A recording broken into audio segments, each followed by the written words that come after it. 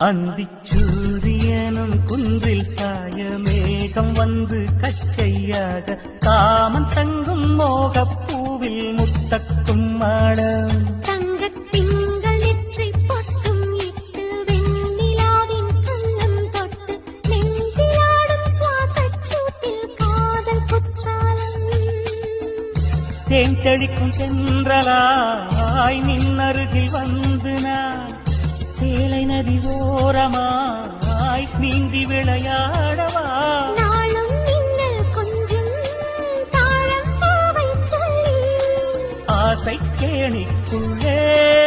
ஆடும் மீன்கள் துள்ளி அப்பிலும் கால்வலி கொள்ளாதோ கைகளை கீறியதோ